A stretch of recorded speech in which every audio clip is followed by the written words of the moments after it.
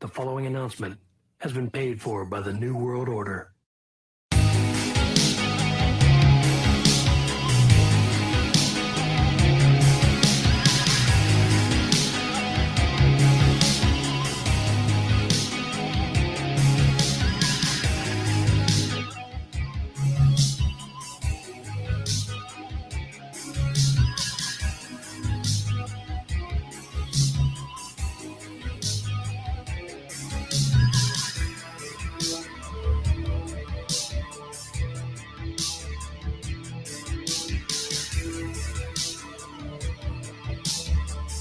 Takeover Wrestling Podcast. Happy Thanksgiving. It is November 24th. It's me. It's Mikey B. I am joined in the hostile takeover by the other half of the Outsiders. You can call me Fat Nash. You can call him Fat Hall.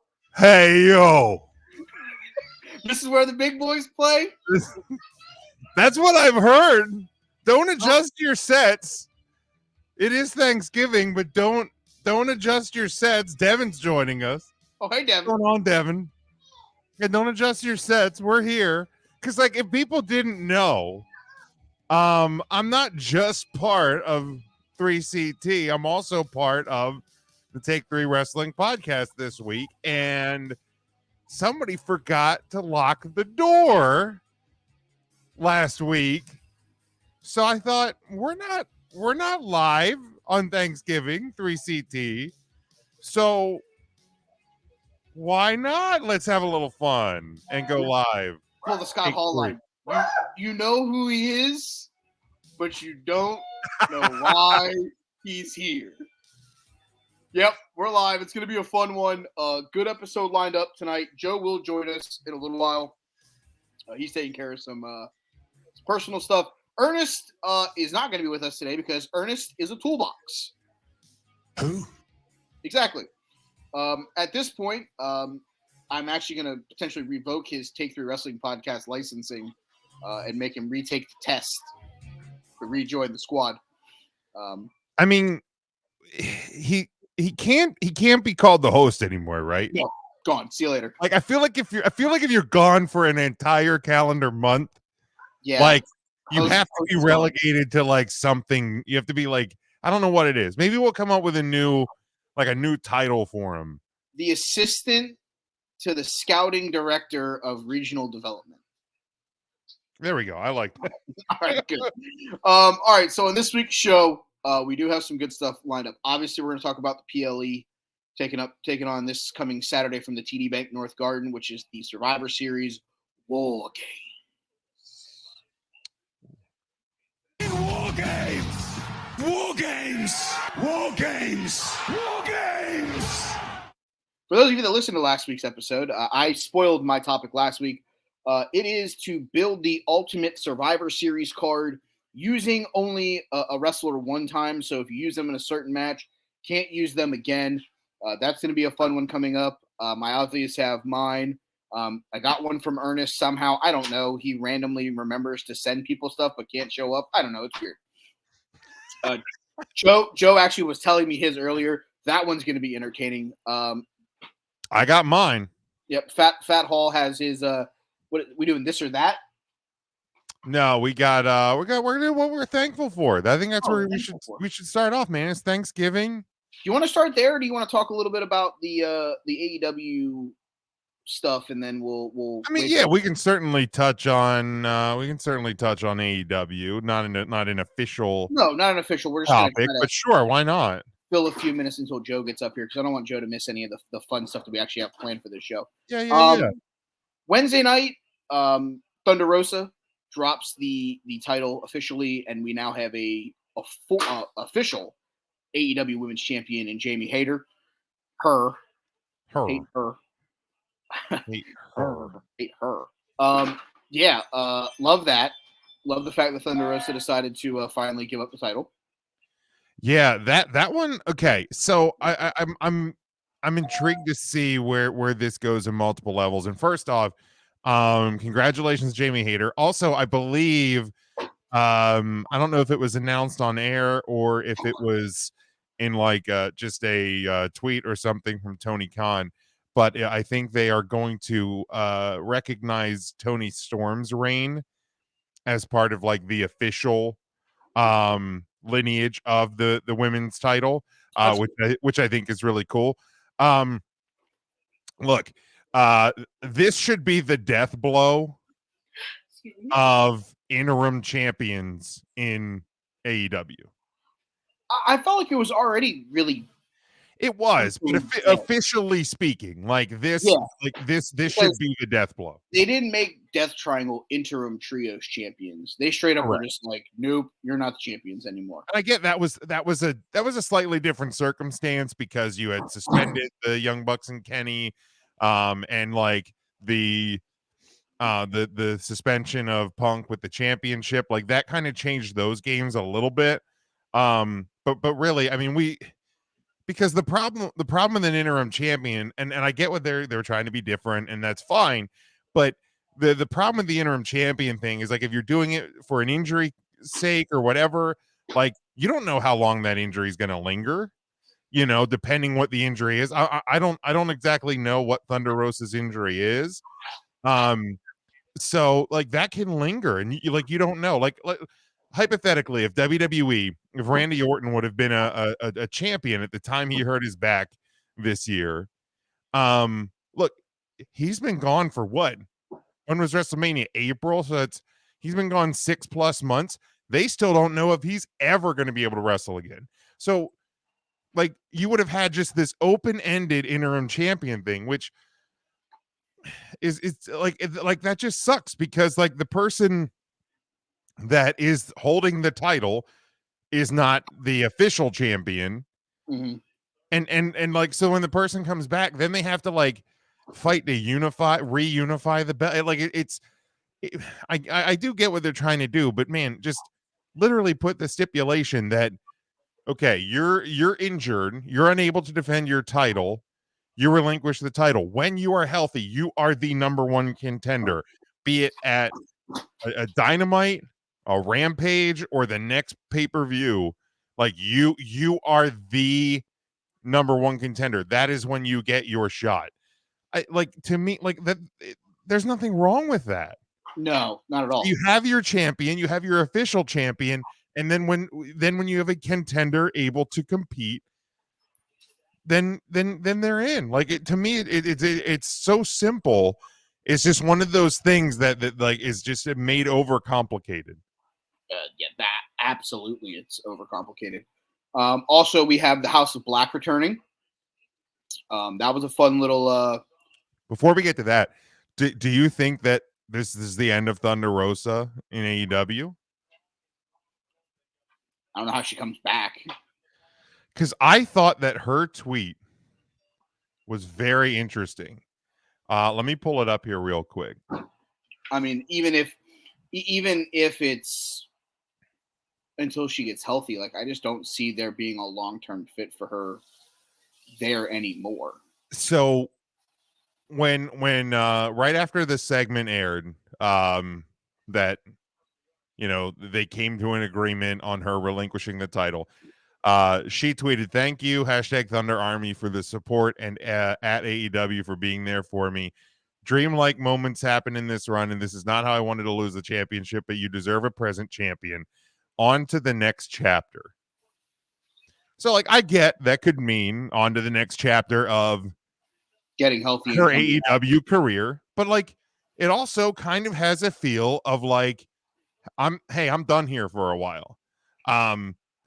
Or possibly for good. Like, and maybe nothing's for good. I get like the whole never say never in wrestling. Maybe she ends up in Ring of Honor. Yeah, but it just sounds to me like this Thunder Rosa is, and again, I don't know what the injury is. So maybe she's still far from being able to compete, which is why this decision was made now. But for me, it just sounds very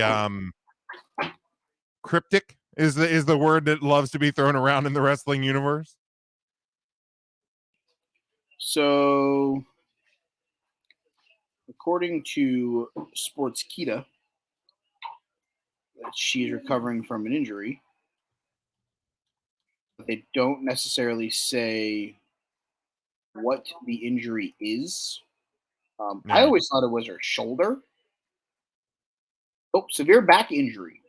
Oh shit. Okay. And we just talked about obviously Randy Orton with his back. I mean, backs are not easy to wake up this morning and just be like, oh, hey, I'm healthy, guys. Yeah, I mean, especially in that career for sure. Yeah. So they're saying that looks to be the injury. She says that she's in therapy for 6 to 8 weeks, and then after that, I get back into conditioning for wrestling. They want to make sure that I'm healed 100% when I return, so I don't re-injure myself.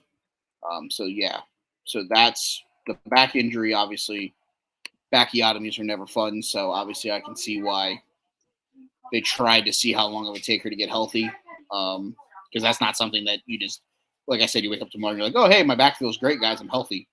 Yeah, for sure. So yeah, yeah, House of Black returning.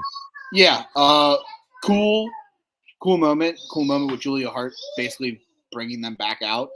That was like a very like Undertaker-ish thing to do. Like that was super cool. Yeah, absolutely. Like I love that a lot. Oh, we're getting joined by a certain not so skinny fat man.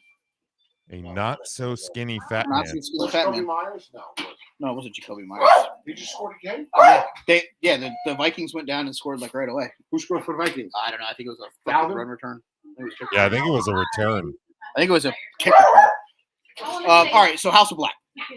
That was cool. Julia Hart with her Undertaker moment with her Undertaker hat. Yeah, loved it. 5 stars. That was, I thought that was probably the most the strongest any that Malachi Black has looked in a segment in that company probably since the Cody feud. Like it just was absolutely everything I needed a House of Black to be. Oh yeah, no, it was epic, dude. I loved every minute of it. I thought that was a great return for them.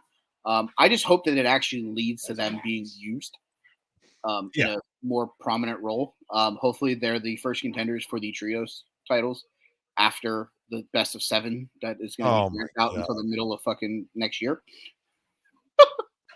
Dude, I can't I tweeted out last night because and honestly, like Young Bucks matches are not for me. Like super heavy on like flippy do matches aren't always for me.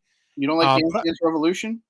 But I really enjoyed the trios match at Full Gear. New high score. What does that mean? Did I break it? Right. Like I really loved the trios match at Full Gear. But I tweeted last night, and I sincerely mean this. Like I loved the match at Full Gear.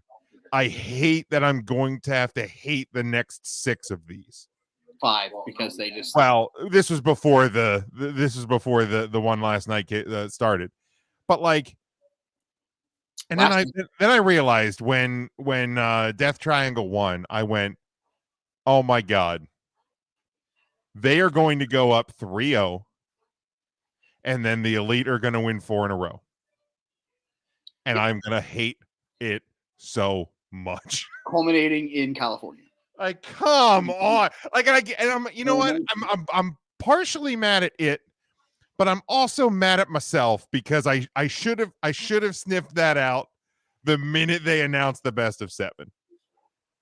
I should have went, okay, California, home of PWG, like the minute I saw that it was that the 7th match was in California, I said, "Yeah, slam it down. They're going to win." Like, well, I figured the Elite was going to win. I didn't sniff out the go down 3-0 and come back and win the next 4. And I just went, damn it. Like I was so mad when I hit that realization. The minute that Death Triangle won last night, I went, oh, son of a bitch. Like he literally hit you with the Dave Chappelle. Gotcha, bitch. Yeah, like, come on. Damn it. Why did I not see this? Gotcha, bitch. He literally hit you with it too. That's the best part. Dumbass. Damn it. All right, last thing before we get into the actual topics. MJF.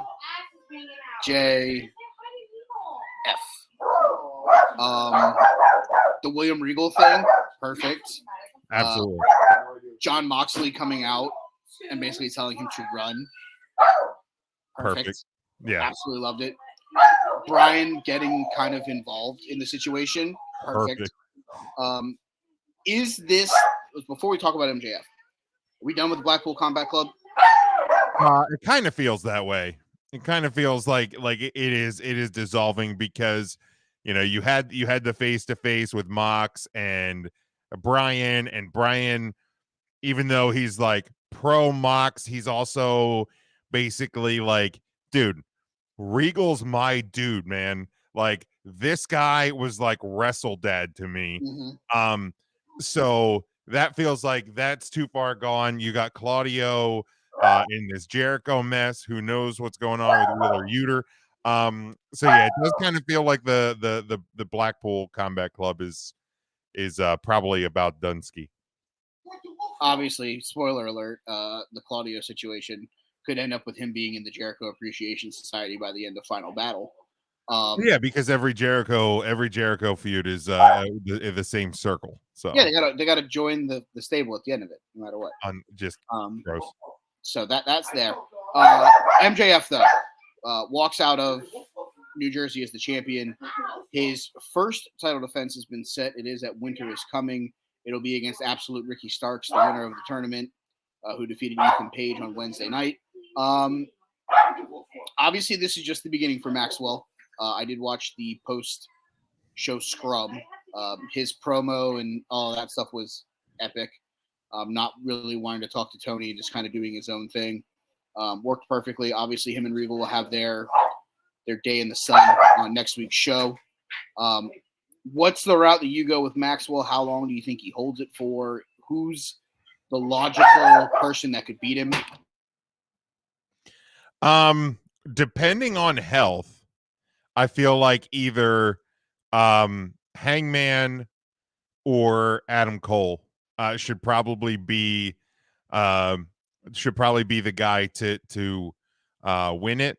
I'm going to be very curious to see what Adam Cole is if and when he returns. I know there's been some reports that the concussion stuff is very concerning. I mean, obviously, anytime you have severe concussion, there's concern there. But with as far as like a Cole goes, like I feel like either of those two would be, I think, a great face person to take the belt off of MJF. I mean, I think now because what you have Revolution in February. If I'm AEW, I'm probably keeping that belt on MJF until Double or Nothing. Like I don't think this should be. I mean, maybe Revolution. I mean, that's still a few months. That's 2 or 3 months for his first title reign. But I would probably go Cole or Hangman, assuming that one of them is healthy. If they're not, then I think it's really kind of up in the air. Because I don't think you should necessarily go back to Mox as much as Mox has been the flag bearer for that company. I think you want to go in a different direction than that. I don't think Brian's the guy. I think Brian gets the Ring of Honor World title. Yeah. I think eventually that's more on him. So really, I mean, I have the name that I'm going to pick.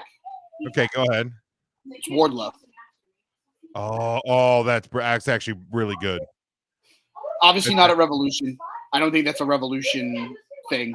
I think Wardlow beats him. I think Wardlow takes the title from him eventually, maybe Double or Nothing. Wasn't Double or Nothing where Wardlow beat him to become a part of AEW officially? There you go. That's the story. That's the 1 year. That's the 1 year circle arc to that feud. You just can't beat Wardlow. Yeah. Wardlow gets it from him, and then you get a Wardlow Samoa Joe potential feud for the world title because obviously Wardlow's not going to forget Joe. Joe's going to make the comment that he beat him, for the title at the show. But I want to see. I think the duration of MJF's title run will be determined how good of the match is with Ricky Starks and what this William Regal feud goes to after Starks. Because once Starks is done, he's going to have to face somebody from the Blackpool Combat Club, whether it's Uter or a rematch against Moxley or Bryan or something like that. Like he's going to have to face one of them. Yeah, for sure. Maybe he runs the gambit and takes off all four of them. I don't know. I don't think he gets Claudio because I think Claudio will be part of the Jericho Appreciation Society by then. Yeah. Yeah. I the way I look at it is after Ricky Starks, I think it's got to be somebody from the Blackpool Combat Club, and Yuta makes the perfect chance, the perfect guy. I mean, he's not going to win. Good in-ring wrestler can get the best out of MJF. Yeah, for sure.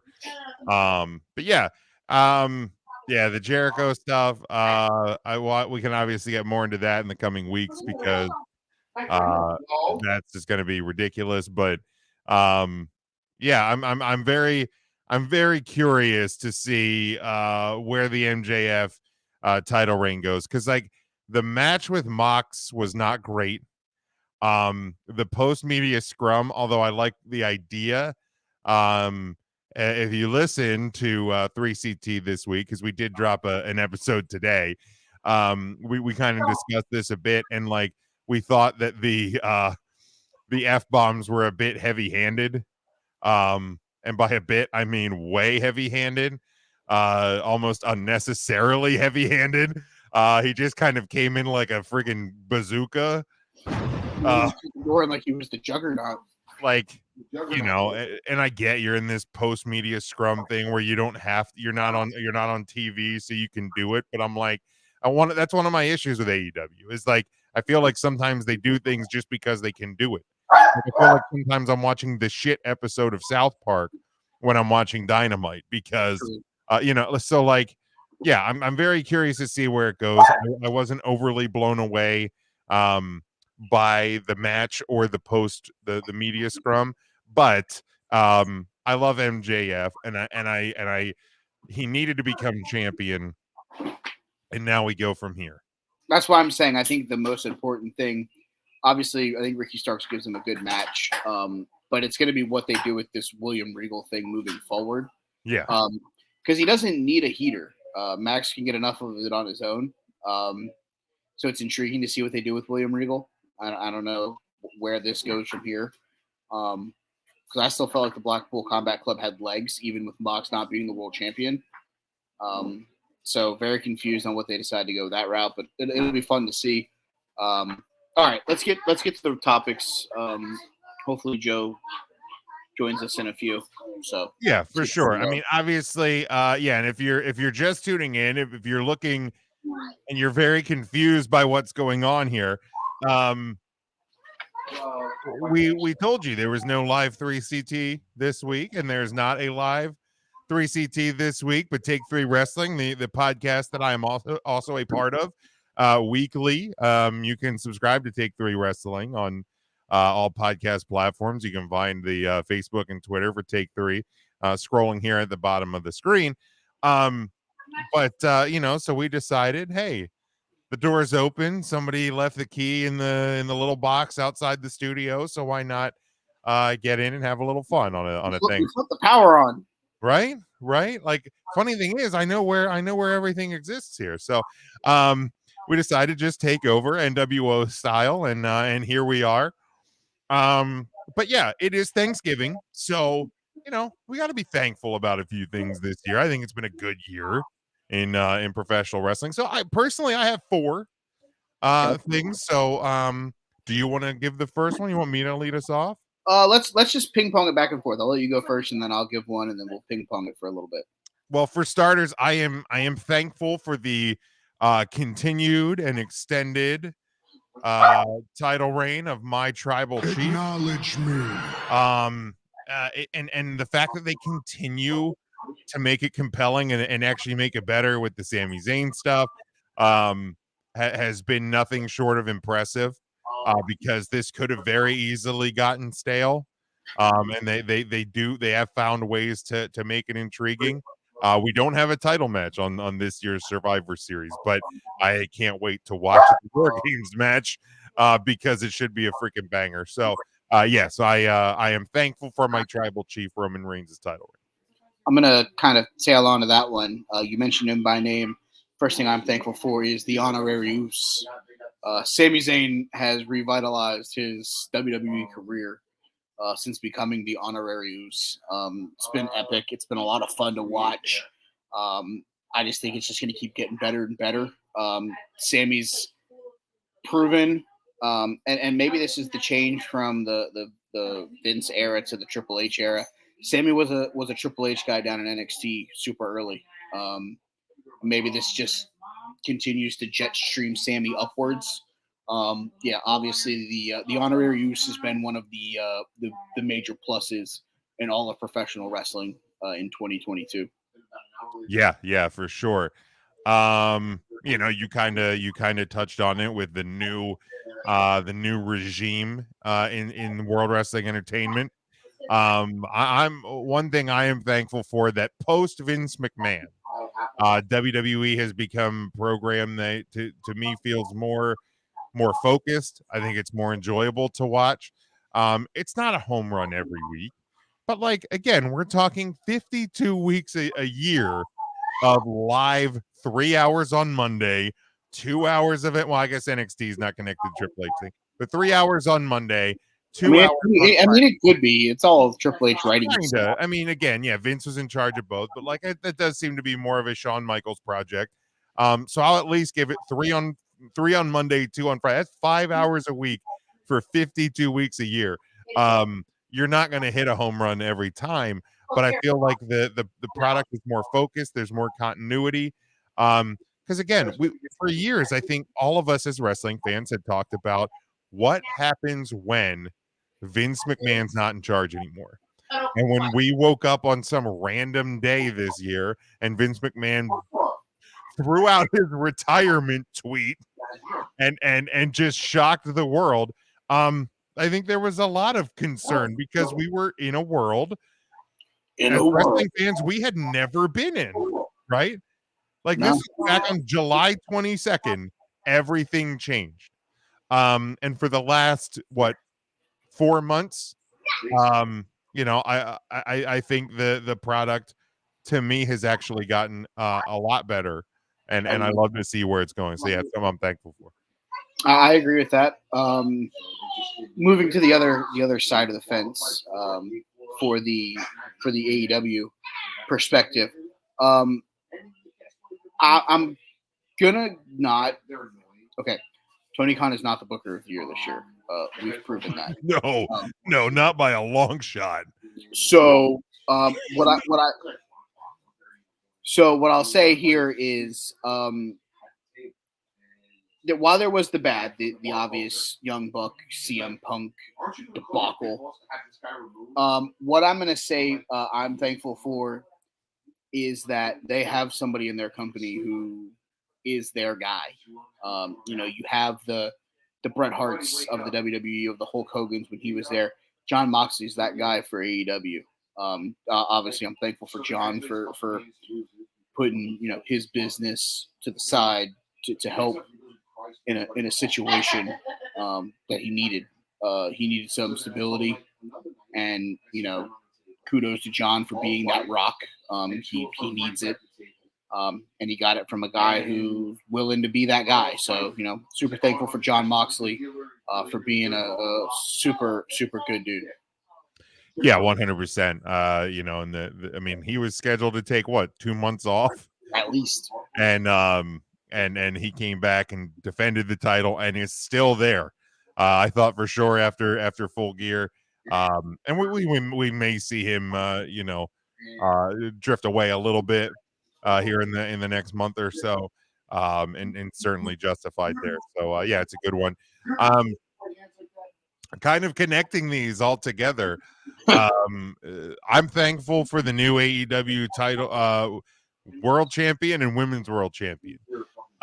Because for the women's side, I feel like Jamie Hayter, it is it is the culmination of something I think a lot of fans really, really wanted, and it got a really good payoff. And I think that that moment for her is something that's great. I've seen numerous wrestlers that we know on the 3 count side that have worked with her and know her personally and said she is one of the greatest people in this business. So couldn't be happier for her to get that achievement. And then on the men's side, MJF again, this is a title that with the exception of that short Hangman reign, hasn't really had an AEW guy like really as champion. Like I understand like with Kenny, but like Kenny is an independent worldwide wrestling renowned guy. I get he's one of the guys that started the company, so he is by definition an AEW guy. But like MJF, it really feels like a homegrown world champion, which is something this company has not had before. Again, I mean, Hangman had that short run, but even he, I would lean more towards Hangman being the first, but I think MJF is going to be the bigger. he's the first heel. Yes, Homegrown. correct. Which, let's be honest, and this is nothing against Hangman Page or his title reign, but a lot of times, and this is just a statement that I think is true across all wrestling. A lot of times, the babyface title reign is not as good as the babyface title chase, because that's the beauty of the chase with it. With you want the good guy to win, but then the problem is, what do you do after? You always want to see a dickhead get their ass kicked. Mm-hmm. So like you're always going to want to see MJF get his ass kicked. Yeah, absolutely. Like you don't want to see Hangman lose. So like that makes it hard when he's the champion.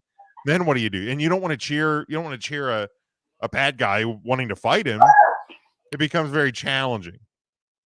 So yeah, I think I'm happy for the new title reigns, world champions in AEW. My next thankful, it's the one other thing that I'll say that Tony Khan has gotten right in 2022, and that is opening the Forbidden Door. The crossover with New Japan Pro Wrestling, that show was really, really good. I hope it leads to more. Obviously, Kenny Omega is going over to New Japan to fight at Wrestle Kingdom to take on Will Ospreay in a match that's been 2.5, almost 3 years in the making. Super pumped for that. So kudos to Tony, kudos to New Japan for coming up with a deal. Hopefully, we see another Forbidden Door show in 2023. And even if it's something like it was, where it was like, oh, here's tag matches where, it's Team AEW versus Team New Japan, like, and it becomes like the Survivor Series, which we're going to talk about. I was going to say, I mean, for years we've seen Team Raw versus Team SmackDown, Team Raw versus SmackDown versus NXT. So yeah, like if you want to make Forbidden Door that, I'm on board for that. Even though I'm not a big New Japan guy, like that's one of those shows where for sure it's hey, let's get a group of people together and buy this, and we only spend $7 a person. Like I'll spend $7 on that show. I won't spend $50 on that show. No, I'll spend 10 to 20. Yeah. Something like that. Absolutely. Every time. All right. And lastly for me, more on like the personal side, with 3CT, we've been together. It'll be 9 years this upcoming spring. And we've been a part of some great independent wrestling companies here in Central PA. And obviously the scene basically dried up during the pandemic. There was a few companies that would still run, and there was one company that we've worked with for years that did like these closed set shows for YouTube, and we were part of that. We've called commentary for numerous companies, but the scene's really starting to pick back up. There's a couple of new There's a couple new companies in Central PA. There is a company, Pro Wrestling Empire, that is starting back up in January that we do commentary for. So I called my first show back in October. The first time I've called a show in close to 3 years on commentary. I love that the scene's picking back up, and we're back to doing some commentary for great companies. You can keep track of everywhere we're going to be on all of our social media on the 3 Count side, at 3 Count Thursday, Facebook, Twitter, Instagram. So yeah, for me, it's more of a personal thing, and just to be back and doing stuff with the independent wrestling scene. And I'll say it here too, like, if you've never been to an independent wrestling show, go find one near you. Reach out to us, at Take Three Wrestling on Facebook, on Twitter. You can reach out to us on the 3 Count side at 3 Count Thursday. And if you have trouble finding a company near you, like, we know people, like, we'll reach out and we'll help find, because look, you're gonna spend probably somewhere between 10 and $25 for a ticket. You're gonna sit within probably 1 to 10 rows from the ring. You're gonna have an opportunity to meet the wrestlers, like, before, during, and after the show, get autographs, take pictures, buy merch directly from them. It is a whole different experience than going to an AEW Dynamite, which is a blast, than going to a WWE TV show, which is a blast, absolutely. But man, like, independent wrestling, it is a whole different world, and I freaking love it. Yeah, absolutely. Obviously, as someone who's been to 10 out of the last 11 WrestleManias, I've spent a lot of time at independent conventions and shows and stuff like that. It's one of the things that I actually miss. I miss going to Ring of Honor shows, and before the show, you're meeting the Mia Yims and the Davey Richards and the of the world. You're buying T-shirts right for them for 20 or $25. Getting a picture with them, stuff like that. And it's something where, if you're a parent, as I am, father of 3, definitely a cheaper experience to not have to pay like $150 in tickets plus gas to get there, plus parking, plus eventually buying a souvenir for your kid. A lot of times the merch is cheaper. Yeah. Because, like, wrestlers, like, they'll buy stuff in bulk, and like you can a lot of times walk away with a shirt for $12-15. Try to it. I was just at Dynamite at the beginning of this month. You're not getting a shirt for $10 at a Dynamite show. I will tell you that right now. No chance. Drawing dead. Yeah, no, trust me. Been to 3 Dynamites. I've been to an AEW pay-per-view. Obviously, all the WrestleManias. I went to the Hell in the Cell pay-per-view that was down here in Miami when it was here. I've traveled the United States enjoying professional wrestling. Yeah, War Games. War Games. Play it for Craig. I gotta find it. He's gotta find it. War Games. War Games. War Games. War Games. I've seen one of those live. Heck of a lot of fun. Yeah. I've called an independent War Games. If you ever get the ability to call an independent War Games again, I'm gonna fly to the show and sit right behind you and just yell War Games. I will, if that ever happens again. I don't know that it will, but if it ever happens again, I will certainly let you know. Please do. Yeah. So other than that, like Jim said, support independent wrestling, support pro wrestling. Obviously, my final thing, kind of piggybacking on that, me and Joe started our first couple shows by ourselves. The Name Subject to Change podcast was one that we did for a while. The Super Crazy Sports Spectacular was another one that we did where we talked about a whole bunch of stuff. And then Ernest came aboard, and that created the Take Three Wrestling podcast. We've been doing that now for probably 2 years or so. And then we were able to grab the services of producer Jim, and obviously have become a group of 4 now and a cohesive unit whenever everybody's here. But when they're not, not to steal a line, but it's next man up. We don't really miss a beat when someone's not here. So that's awesome. I've also had the privilege of being on the other side with 3CT and being on a couple episodes with those guys. That's a great group of guys. So I think what it is it's the podcast family. I feel like we're all in that family together. We're doing Secret Santa between the two shows this year, so it's fun. And I think that's the thing. Professional wrestling has made it fun again to be a pro wrestling fan. Obviously you're going to still have those people that go, oh, you're still a wrestling fan? You're in your 40s. You're in your 30s. Yeah, and guess what? I don't give a fuck what you think. I'm going to go hang out with my friends. Like, it is what it is to me. And this being on this and being a part of this with the guys has been a breath of fresh air to the professional wrestling mind space for yours truly. So, yeah, I mean, there's a guy I work with who is an independent wrestler in the Northeast up here, and any time that there's a show, speaking of like there's still some people that'll be like, hey, you like wrestling, blah blah blah, but like other people just like they don't care. Like I feel like a nerd culture, quote unquote, has become more like okay in recent years, because like there is a group of people from my work that like will go to see this guy wrestle when he wrestles and are like the loudest fans in the joint, which is like super cool because it's like, yeah, like okay, I've always said that. It's like, so oh, you like wrestling? Okay, yeah, you like Marvel and DC movies, you like Batman, you like Spider-Man, you like you like anime, you like Pokemon card. Like it doesn't matter, man. Like nobody has an issue like with people loving a movie series. You tell somebody you love horror movies, nobody gets, oh, you like horror movies? Well, like those ain't real. They're a story. Those are written up. It's no different than wrestling. You love the theater? Wrestling's live theater, man. Like it really is. It's just presented in a different medium, and that's the best part of it. So yeah, it's always great being a part of a community of people that are like-minded and just love the sport of professional wrestling. Before we move on, I'm going to give a shout out, unsolicited, to Coastal Championship Wrestling down here in Florida.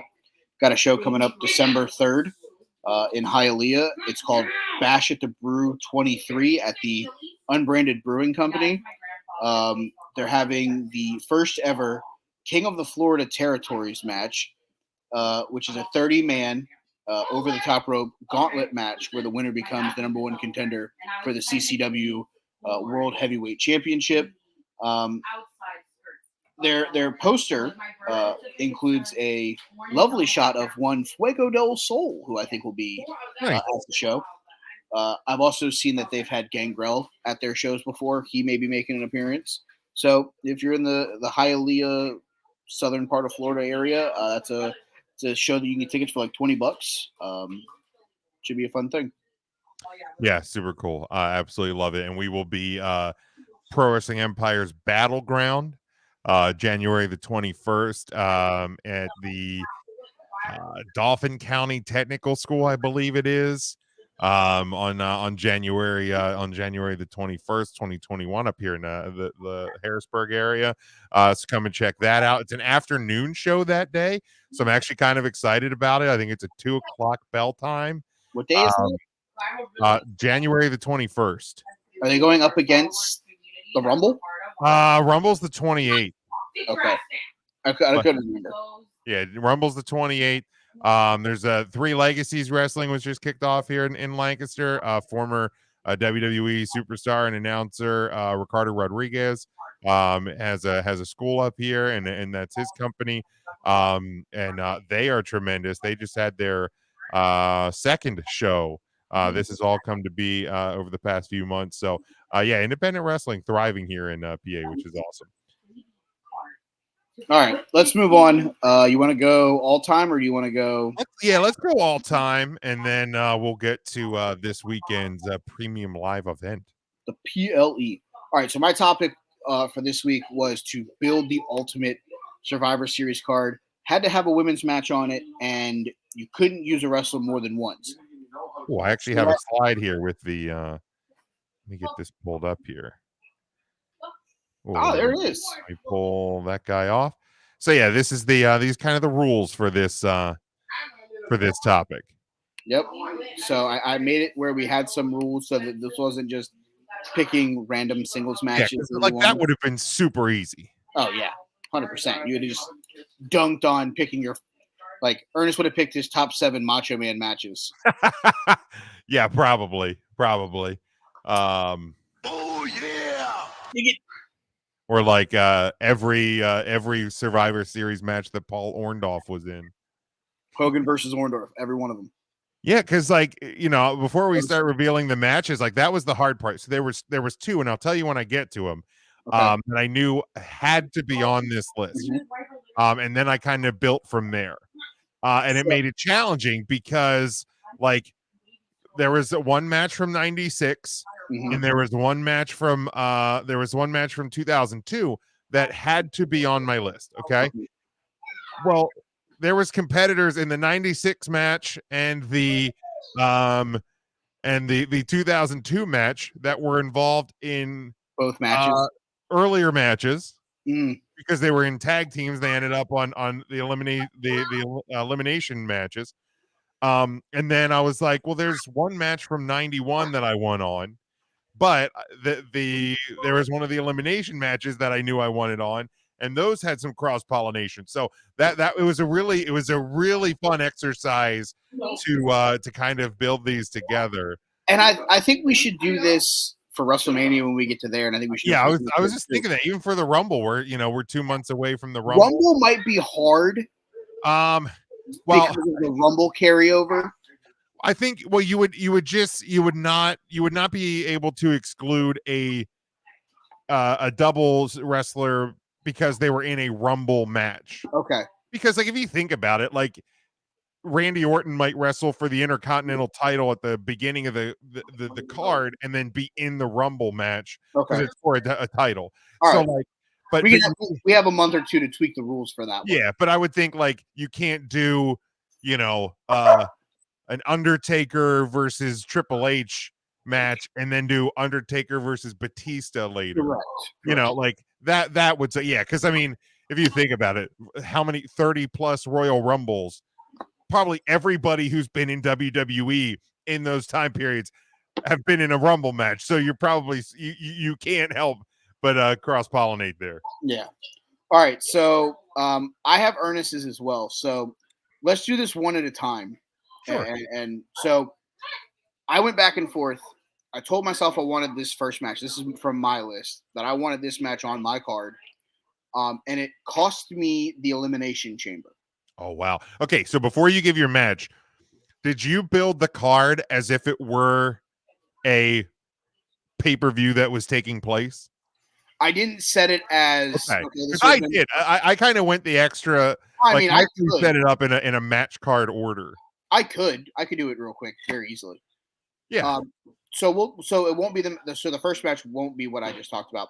My leadoff match would actually be from the 1993 Survivor Series. Okay. Hart family taking on Shawn Michaels and the Knights. Love that one. Obviously the easy pick here would have been, let's just put the Montreal Screwjob on there, and because of the way that went down and the notion that match really wasn't that great. No, and spoiler alert, that match is not on my list either. The Screwjob. I had it on mine up until about Tuesday. Okay. And it was more like, is there another Brett or Shawn match that I like more? Because I wanted Brett and Shawn on the show, obviously. And I just felt like their elimination match, it was more fun.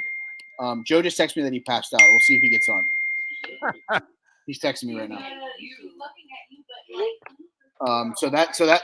My first match is the Hart family taking on HBK, the Red, Black, and Blue Knight from 1993. All right, my first one. This is the match that I would open up the card with.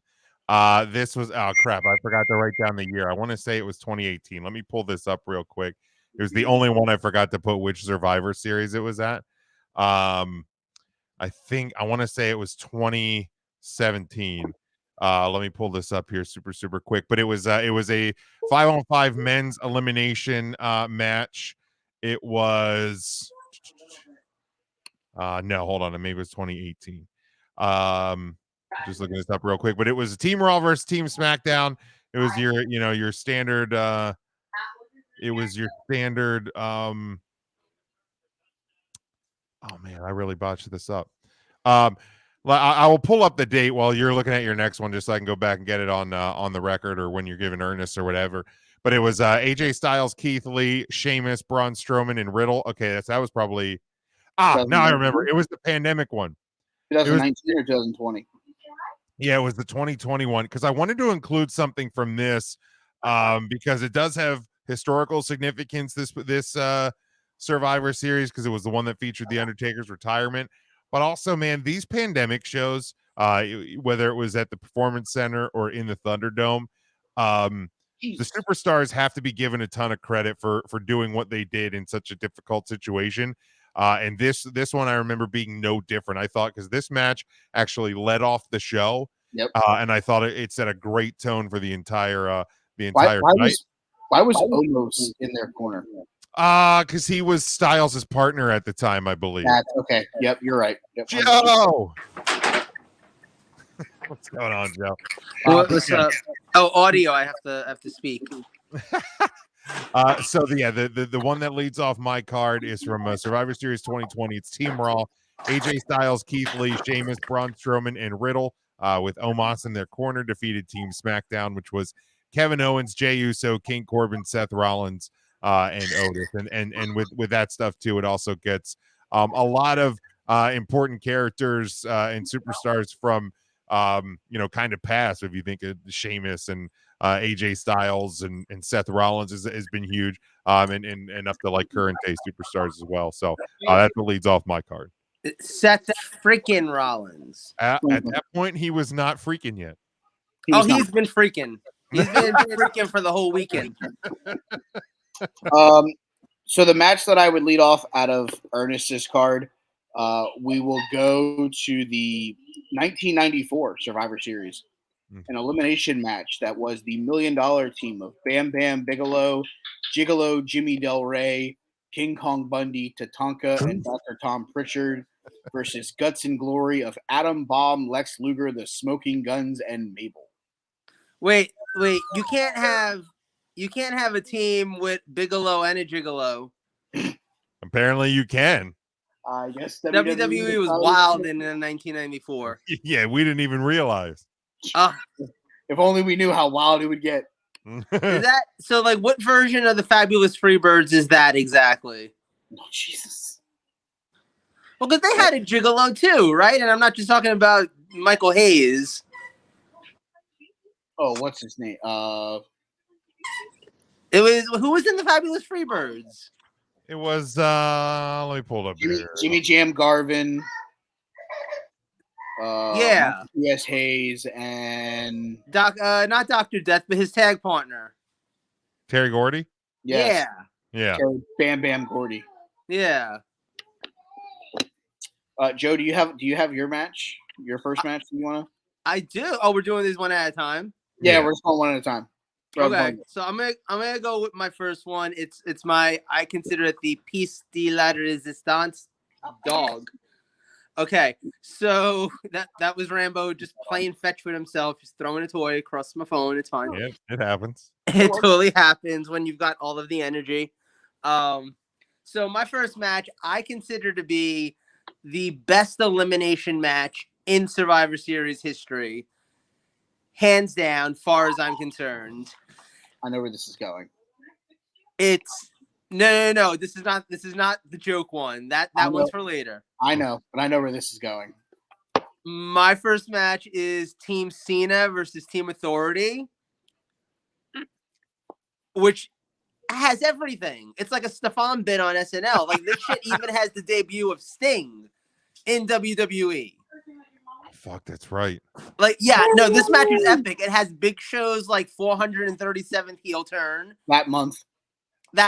Yes, exactly.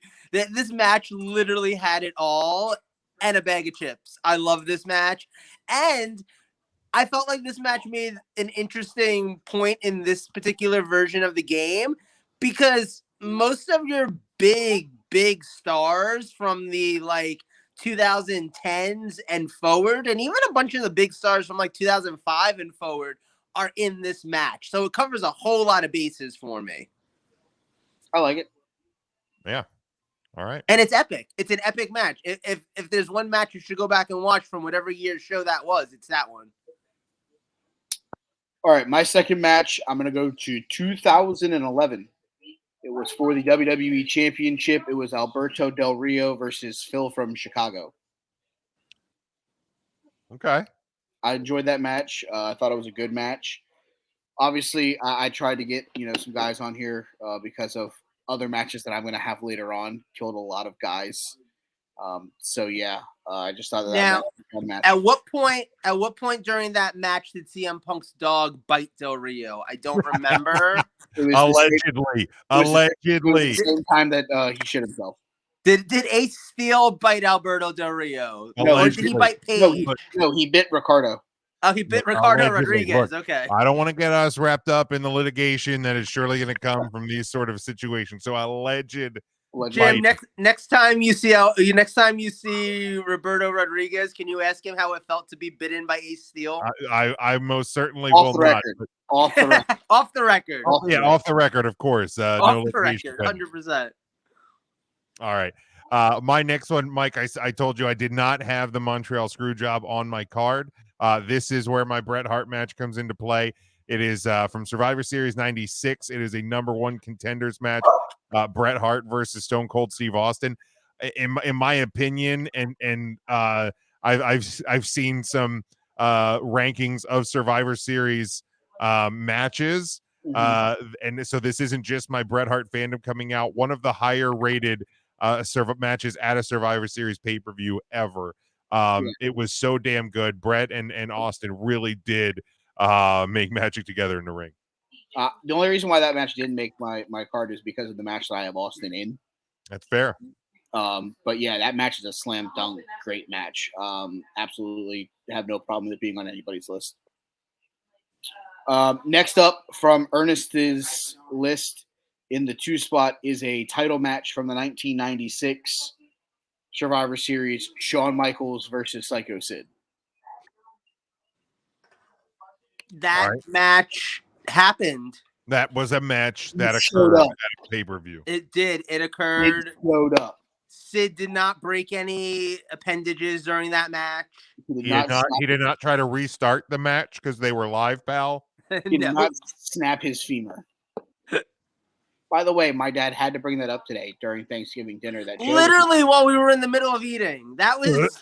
We were talking about wrestling. He goes, yeah, the worst injury I saw was Sid snapping his leg. And I'm like, and I don't want any more of this turkey right now. And then he went into great detail describing the scene. He did a better job than Tony Schiavone did back in 1999. Fucking Sid's foot's just flapping like a fucking Are we sponsored by Blue Chew? Yes.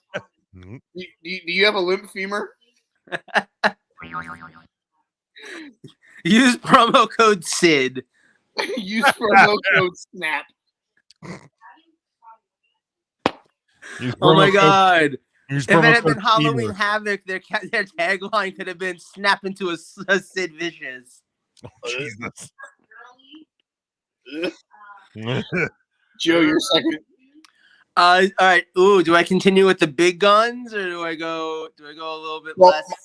Myself and Jim are doing it in the order that we would actually run the show. So heard. Okay. This is the way we're doing it. Ernest's is not because he didn't give it to me that way. Fair. Yeah. No, Ernest never knows how to give it to you. All right. So I'm gonna go then with earlier in the card. I think this is a Survivor Series classic. I once had the pleasure of working a weekend with one of the stars in this match at New York Comic Con, and I went out of my way to ask him if he kept in touch with his teammates in the match because curious minds wanted to know.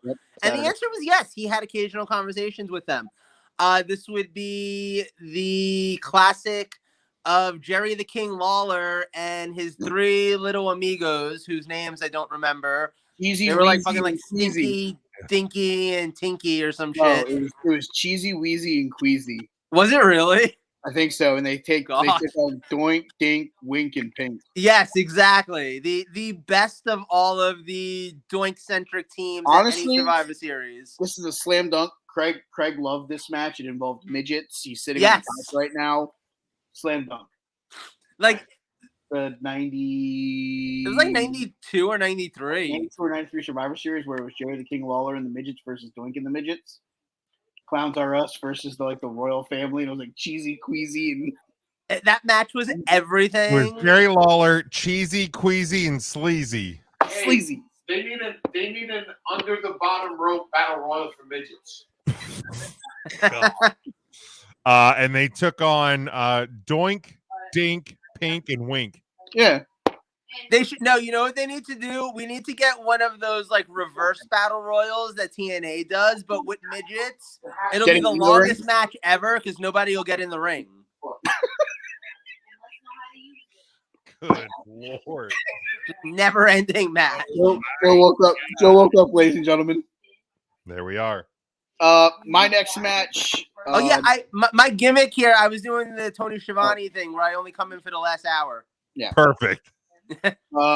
We'll go retro for my next match. 1988 is the year. An elimination match of Hulk Hogan, Randy Macho Man Savage, Hercules, Coco Beware, and Hillbilly Jim versus the team of Akeem, the Big Boss Man, Ted DiBiase, Haku, and the fucking Red Rooster. Wow. Nice. There wasn't a lot of great Hogan Savage matches. So I went with this one just so I could get the two of them on the show. Plus, it does have Akeem and Bossman who are kind of feuding with them. DiBiase, obviously, the antagonistic heel that he was. And for some reason, the Red Rooster showed up. I don't know. We just brought him along. The dramatically inappropriate Akeem the African Dream. Hey, baby, drive soul, bro. All right, my next one comes to us from Survivor Series 2019. It was the Champions Triple Threat. It was Shayna Baszler, who was NXT Women's Champion, defeating Becky Lynch, who was Raw Women's Champion, and Bayley, SmackDown Women's Champion. This closed the show, which I love that it closed the show. We were there. It solidified the victory for NXT, which I think caught a lot of wrestling fans, and by a lot I mean all but like two of us, completely off guard. It really is a shame that a few months after this show, the pandemic kind of derailed everything and kind of changed NXT's history. Man, what that night was a fucking night that is just gonna live on forever because. In a weird way, it almost feels like what we're living through right now is where we were all hoping things were going back in 2019. And The funny thing is, it's like we were never going to get there with Vince McMahon in charge. So maybe the pandemic sort of like the little bit of pause didn't actually hurt. Because I don't know that those NXT people or that NXT as a brand was going to continue growing the way that it now is getting the opportunity to, and now we're seeing all these people get a real chance. That is true as well. Absolutely. Ernest's next match is a special 3-on-3 elimination match from the 1991 Survivor Series. It is the Big Boss Man and the Legion of Doom taking on IRS and the Natural Disasters. All right, that sounds like a match that took place in 1991. Wait, who is the tag partner for LOD? The Big Boss Man. I like it. Yeah, that sounds about right. I like it so much that I think Big Boss Man is going to be in my next match. Great pick, Ernest. Toolbox. So I'm gonna put the mayor of Cobb County, Georgia, from if you ever in my next match. Cobb County, Georgia. And he's going to be taking on the guy who kind of knew Vince McMahon was a dick long before we all did and tried to do something about it, and we stopped him. And we shouldn't have, because he had the background. He had spent all those years in prison, and he could have put Vince McMahon in his place. Horrible human being. I'm giving you Big Boss Man versus Nails. I believe it's from 1992. That sounds There was about a right. nightstick on a pole. Sounds about That right. match was amazing. Not as good as a Judy Bagwell on a forklift, but it's not bad. Yeah, it sounds about right. Yep. All right, my next match will be my women's match. Ooh. 2016 elimination match. Team Raw versus Team SmackDown. It was Charlotte Flair, Bayley, Nia Jax, Alicia Fox, and Sasha Banks against Becky Lynch, Alexa Bliss, Carmella, Naomi, and Natalya. Solid. Yeah, I really wanted to get one of the women's elimination matches in, but I literally couldn't find one that didn't have Becky Lynch or Bayley in it. Yeah. It's like I was like shit because I knew I wanted the match for my last one. So Absolutely. all right, my next match. This is where the first ever Elimination Chamber comes in. Shawn Michaels, this from Survivor Series 2002. Shawn Michaels defeating Triple H, who came in as World Heavyweight Champion. Chris Jericho, Kane, Booker T, and Rob Van Dam to become the World Heavyweight Champion. Yeah, this is one that impacted my ability to put some other matches that I really wanted on the card because you lost Michaels, who was a part of some like early elimination matches with the Rockers. Chris Jericho was in some great ones. Kane was in some great ones. So yeah, this one hurt in the long run, but I knew it had to be on my card. Absolutely. Next up from Ernest is 2016. It's a rematch from WrestleMania 20. It is Brock Lesnar versus Bill Goldberg. Nice. I mean, Ernest, you're killing it with this card, man. Yeah, doing super great. Killing it, dog. Super great. Can't beat it. Can't win with him. Way to go. Can't Way to coach go. him. Joseph. Ooh, what do I go with now? Let's see. The Spicy Gouda. I'm trying to remember what matches I told you I was going to have on my card. Oh, you know what? Here, I got one for you. Long before the Usos were running around as the Unified Tag Team Champions, there was a match for another set of Unified Tag Team titles. This was back in 2001. This was a steel cage match. It was Matt and Jeff Hardy taking on the Dudley Boys to unify the WCW and WWF Tag Team titles. Bonafide classic. Not as remembered as their TLC matches or any of their other crazy matches, but it's a great story. It's a great match. You get all the elements that you want out of a Hardy Boys and Dudley Boys match. Totally worth going out of your way to watch. Probably not necessarily the best match on that card. The main event might actually be the best match on that card, but it's up there if it's not the best. It's definitely like second best on that card. I agree. You know what? My next match is a champion versus champion match from 2018. It is the WWE champion Daniel Bryan taking on the Universal champion, the Beast Incarnate, Brock Lesnar. You son of a bitch. That is my next match on my card. That was a great match. I had to have Brock on there, and I almost put on the match with AJ Styles from the year before. Yep. 17. That was a good match too. But then I like I said, I wanted to get that 2020 elimination match on, which had Styles in it, so that took that one out of play. And yeah, like I just remember I was so happy when they gave us Brock versus Daniel Bryan, and it was so much better than I think it even had business being. I agree. Ernest's next match is his women's match. It was Team Raw versus Team SmackDown from 2008.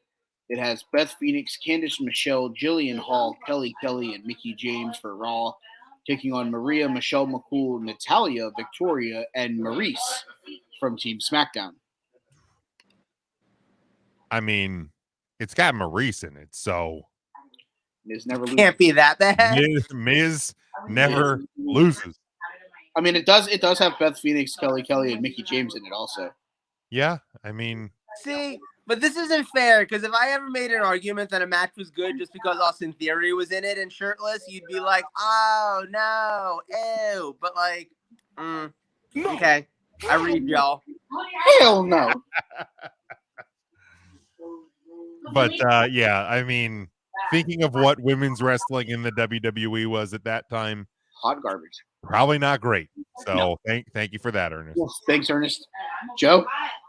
You know what? I'm gonna give a women's match here too. I gotta throw a women's match out here. Mine is also from 2019 because we were there. Mike and I were at this show. Mine is the elimination match from that one. It's Raw versus SmackDown versus NXT. You got a hell of a lot of women in this match, and it's fantastic for it.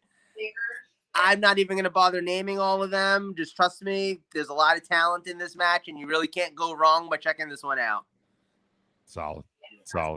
It's like literally like team. I actually have it on right now because I couldn't remember like everyone that was in it. So I was like, oh, let me go look. And like everyone is in it. Like there's nobody that's not in this match except for the 3 women that are in the main event. Right. Not lying.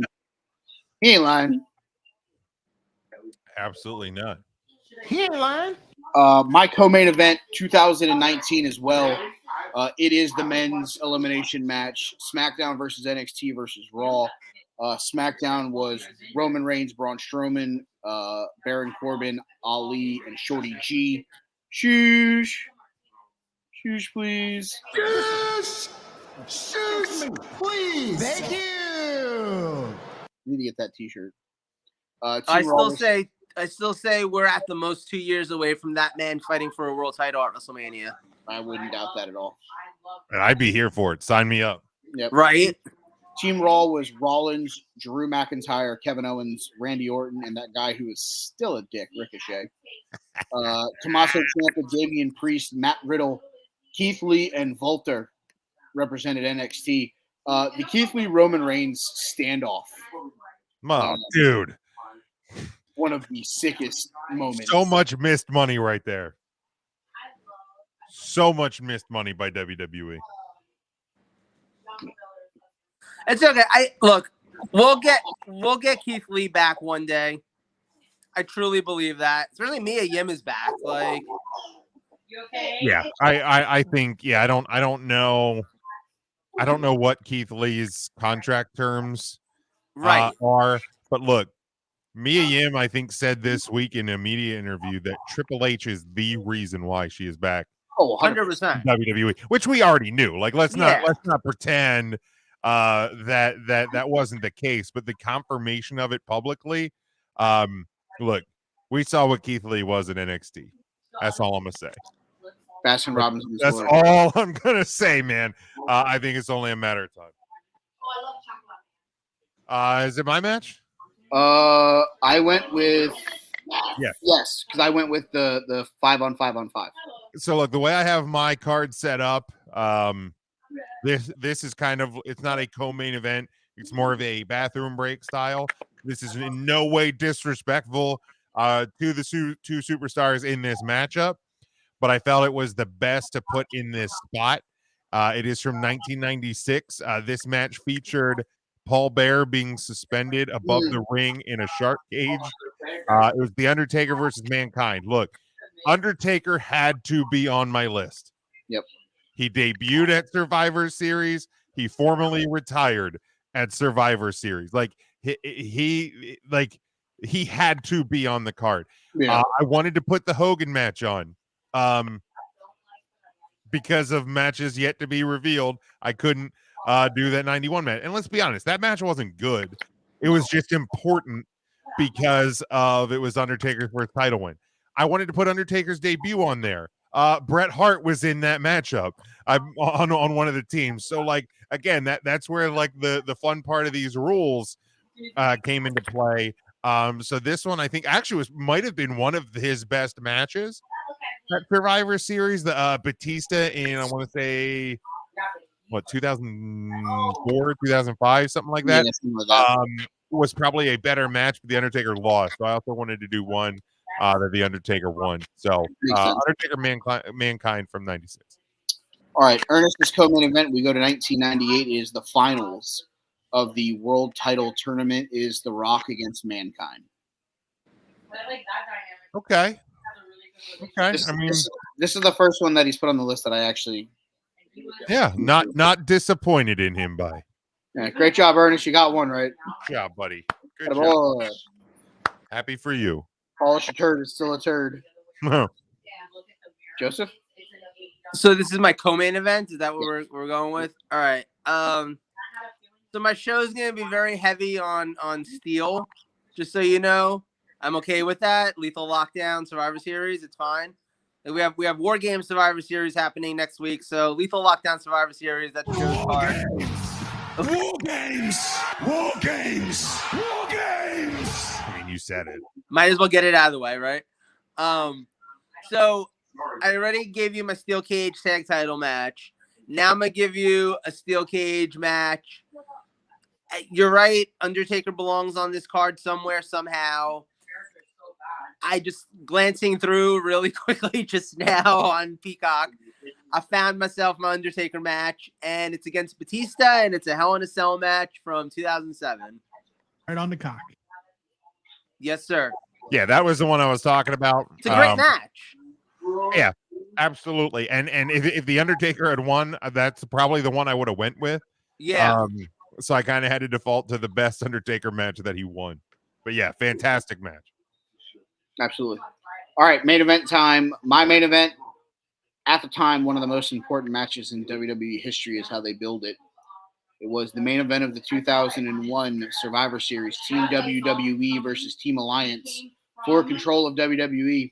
It was the Big Show, Chris Jericho, Kane, The Undertaker, and The Rock versus Booker T, Stone Cold Steve Austin, Kurt Angle, Rob Van Dam, and Jim press that button, the best in the world, Shane McMahon. The best in the world! I mean, yeah, this is one I wanted on mine as well, Mike. And again, with the I went back and forth Brett, between this and the Elimination Chamber. with this Austin versus Brett, I couldn't. Yep, There's a few that had Austin in. I went back and forth with the Elimination Chamber because obviously RVD was in that match, as was Booker T, as was Jericho, I believe. So Shane McMahon! thanks, intern Mark. Yeah, great match. Like I said, this was for control. Like this was it. Like, and being, you know, as young as I was in 2001, I thought that this was like serious. Like, oh my god, if WCW wins, they're going to take over. You know, super important match. Great match. Love the Austin double turn to go back to making sure that WWE won. It all just worked together so well. Yeah, it was so good. All right, mine. I go back to 1987. I go to the main event of 1987, the first ever Survivor Series. It is a 5-on-5 Survivor Series elimination match. Andre the Giant, Butch Reed, King Kong Bundy, One Man Gang, and Rick Rude with Bobby Heenan and Slick in their corner. Defeated Bam Bam Bigelow, Don Morocco, Hulk Hogan, Ken Patera, and Paul Orndorff with Oliver Humperdinck in their corner. Andre the Giant was the sole survivor in this matchup. You know, the historical significance, this is where it all began. It was a new concept for the WWF at the time. And you know, here we are 35 years later. We're going to be previewing this year's Survivor Series coming up. So to me, and this is where you know, Hogan was in this one, and you know, I wanted to get that Undertaker Hogan match on, but I couldn't do it because this one had to be on the list. Before I give Ernest his main event, Joe, you didn't get with the times. He's Fat Hall. I'm Fat Nash. You could have been Skinny Hogan, but you blamed daylight savings instead. Hold on. Well, no, I got him. Hell yeah, let's do this. You know something, brother? Exactly. Ernest's main event, it's from 2017. It is Team Raw versus Team SmackDown. It is Finn Balor, Kurt Angle, Braun Strowman, Samoa Joe, and Triple H taking on Shane McMahon, Randy Orton, Bobby Roode, Shinsuke Nakamura, and John Cena. All right. Okay. I don't hate it. He got okay. he got 2 out of 7. Yeah, he didn't. So 2 out of 7, you still fail, but you didn't get a 0. 2 and 5, or the records of some teams in the NFL that Ernest says are out of playoff contention. I see what you did there. All right, Joe, wrap us up. My main event for similar, basically the opposite of what Mike was saying earlier. The reason why I don't have the elimination match from 2001 is because I have the elimination chamber from 2002. Yeah, I felt like I couldn't not have that. It's probably my favorite match in Survivor Series history. I was there at MSG for that show. Apparently, so was MJF. My brother informed me of this the other day. He was like 6 years old, probably still an asshole, but he was there for the show. So His parents probably bought him front row ticket. oh, 100%. 100%. So yeah, that I can't not have that. Saved my Shawn Michaels for that. Saved my RVD for that. Saved my Booker T. Even my Triple H. A lot of matches I would have had otherwise if it wasn't for this one, but I had to fit this one in. So absolutely. All right. I'm just glad that Triple H wasn't wrestling on Team Authority. He was just in their corner. True, that would have sucked. Yeah, for sure. For sure. All right, so that's the Survivor Series Build Your Card. We'll do that again for WrestleMania. We'll do that again, obviously, for SummerSlam. Probably do it again for Royal Rumble in some way, shape, or form. Maybe we limit to where you only can put 2 Rumble matches in there. You got to build the rest of your card with actual matches that took place or something. But we'll figure something out with that. We should just randomly do it for In Your House. God, it'll take too long. No. We got to do like a 6-match card for In Your House. I can't even get Ernest to do Wrestlers of the Month, and you want me to fucking have him do an In Your House watch along? The guy's never watched an In Your House in his life. He doesn't need to be involved. All right, fine. We'll just kick him off that episode. Or he'll just take another month off. Exactly. All right, so obviously we have the Survivor Series this weekend with the War Games matches making their main roster debut. Congrats on the call-up. From the TD Bank North Garden in Boston, Massachusetts. Joe, this is your topic. Do you have the card up, or do you want me just to... You can do that. I only have my phone, and if I call up the card, you won't see my pretty face. All right, cool. I'll list off the card. We're gonna save the War Games matches for last. Let's get through the rest of the card first. For the SmackDown Women's Championship, it is Rowdy Ronda Rousey taking on Shotzi, who won a multi-woman match to become the number 1 contender. Joe, what do we got? So is this just a straightforward match? Like it's not a no DQ match or anything like that? We're up for the women's title. All right. So Ronda's going to win. Ronda was probably going to win no matter what, but I feel like it would have been more entertaining if it was like no DQ. I don't know that I have a lot of confidence that's going to be very great as a match. I like Shotzi. I get it. She's got a great gimmick. She sells a lot of merchandise. She looks fantastic. I don't think she's the best in the ring. And the thing is, neither is Ronda. And we all know that. I do like Ronda's current character. I like her mean girl. I'm going to kick your ass. And my bitch Shayna is going to hold you down while I do it attitude. Like, I'm enjoying that, but I'm not expecting a lot out of the actual match. So. Yeah. Look, I would like Shotzi to win. I like Shotzi a lot, but I don't think it's happening. Certainly, I do not believe it is happening here. I think Ronda's going to win. My only hope. I was filling out the PW scorecards game. If you want to get, did Kirk Coupins win? He did. Kirk Coupins won in primetime. Time. Hey, Ernest. Hey, Zach. Coming for your asses next week, boys. I told you he was going to win in fucking primetime. Come at me, dog. But my You're doing what at their asses? I was filling out my scorecard today. PW scorecard. Share your code because let me see. I think I have. Yes, for any of you at home that aren't part of the 3CT. Oh, why'd that flip over? Card, PW scorecard.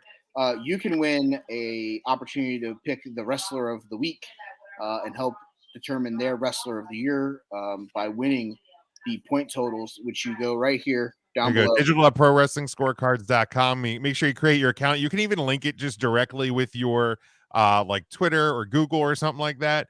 So you don't even have to like remember an extra password or anything. But then you join a faction, join ours with the invite code 67AB85. You can head over to 3 Count Thursday on Facebook and Twitter. We have the information I just tweeted out a little bit earlier there as well. So but I was filling that out, and like one of the questions was like will the match last over 10 minutes? I put yes. I mean, Oh, I think that this is specifically a quick restroom break prior to one of the War Games matches. Yeah. So, yeah, I think Ronda wins. I think Ronda probably snaps her arm in like 5 minutes and we'll move on. All right. For the WWE United States Championship, it is a triple threat match. It is Robert W. Lashley III, Esquire. I'll take the three brothers and Roman. I was waiting for the Bobby. Oh, my bad. Bobby. Thank you. Taking on the man who was unsuccessful in cashing in Money in the Bank, Joe's Thirst Trap, Austin Theory, and the man of the hour, too sweet to be sour, the current United States champion, Seth Franklin Rollins. Franklin. Jim, we'll start with you. Man, like I don't think it's Theory. Like, so I ruled him out immediately. And then I'm like, okay, is it Bobby, because they're just gonna ragdoll Theory Bobby. night after night, week after week again, like he's been doing, and set up that feud? Or is it gonna be Franklin? And I'm like, man, like I don't see Rollins as the guy to dethrone Roman yet. I think he could be, but like again, if it's not Cody, I still, to me, I'm still going, in my soul. yeah, I'm still going back to it being Cody. So, Rhodes. which I also think you could set up a Cody Seth feud from there. Roll Tide on that. Yep. But like Right so I think, man, the US title has really kind of become Raw's title. So I want Raw's champion to continue to be Seth Franklin Rollins. Joseph. yeah. Don't Excuse die. me. I think that Rollins is probably going to take this one also. Similar thinking. I do think that Rollins is going to be in the Royal Rumble. I think that he's going to possibly be one of the final two in the Royal Rumble. I don't think he's going to win the Royal Rumble. I think Cody's going to be the guy that eliminates him, probably as a surprise, like number 30 entrant. And like honestly, imagine that story. You got Rollins, the U.S. champion, going into the Royal Rumble as like number one, runs the gauntlet, makes it all the way to the end. Cody Rhodes comes out at number 30. They both survive through the final four, end up as the final two, and then Cody throws him out of the ring. Great story, great continuation for the Cody Rollins feud. Get you a great setup where you already have Rollins as like the first challenger for Cody after he beats Rollins. He drops the U.S. title. Yeah. That's what I'm right. Like you can have Rollins lose the title then at Mania to somebody and then have it set up the night after Mania, that Raw, which like I said, I really think in the Triple H era, that Raw is going to go back to being an important night in the pro wrestling calendar. I think that's now going to be a night where we see NXT call-ups, where we see some returns, some debuts, and all of that, and some new storylines and like new directions. You give us the ball at that point. You got all this history. You got Rollins losing the title, the U.S. title the night before. You got Cody winning the world title the night before. You set that up. You've got your next 3 months worth of matches for that world title set. And you know that they're going to be incredible. There's like no question. Those guys have some of the best chemistry I've ever seen out of two wrestlers in a ring. I can't wait for all that. I hope I'm right about all of that. But I think I'm at least right that Rollins isn't losing the title yet. Yeah, I'm gonna take Seth Rollins to retain as well. I think he's the working champ right now, so keep on working. Finally, the last singles match on this show, we'll see AJ Styles with the OC, Luke Gallows, Carl Anderson, and Mia Yim taking on Judgment Day's Finn Balor with Damian Priest, Dominic Mysterio, and Rhea Ripley. I'll lead this one off. I'm going to go with Finn Balor to get the victory here. I think Judgment Day keeps the role alive. Obviously, I think that there is something more of note here, which I'll talk about when we get into the War Games matches. But give me Finn Balor to get the victory. Can we talk about the whole angle that they put up on Twitter though with Dominic and Rhea just beating the crap out of Rey Mysterio at Thanksgiving dinner? That was pretty hilarious. I love it, dude. I love that. That was the best use of social media and such a great angle. They'll show it on Raw on Monday night. Like they'll probably show it on SmackDown tomorrow, honestly, because Mysterio's on it's going SmackDown. into Survivor Series on Saturday for sure. Yeah. Yeah, I like the fact that they don't, and I don't think it's something that they should utilize all the time, but the fact that they don't do this kind of stuff on social media more, because literally every click on Twitter, every play on Facebook, every play on YouTube, like that's money. Like that's literally earning money. They need utilize it more. But yeah, it's fantastic. So with that said, my pick is actually AJ Styles to win this match because I think Mysterio gets involved and probably costs Judgment Day this one. Ooh, okay. Jim, I want Balor to win, but I feel like all signs point to AJ Styles this time around. So I'm picking AJ Styles, but I want Finn Balor. all right, let's get to the business here. For the first time on main roster history, it is time for War Games. Those are the official rules. 2 teams will be contained in separate cages with 1 member from each team starting. After a 5-minute period, a member from the advantage team will be released. The men's advantage will be determined, as I believe the women's will be on, or was the women's already determined? I think, let me pull it up, but I believe it is. I think Team Damage Control Alt Delete has the advantage in the women's. They do, yeah. Bailey's team has the advantage. Rhea beat Asuka on Monday. The men's advantage will be determined tomorrow night as Drew McIntyre and Sheamus take on, I believe, the Usos. I think that's right. After the 3-minute period, alternating members from each team will enter the cage until all competitors are inside. Once all competitors are inside, the match beyond begins. Only way to win is by pinfall or submission. I'm going to go out on a limb here, and I'm going to say that this match is going to open the show.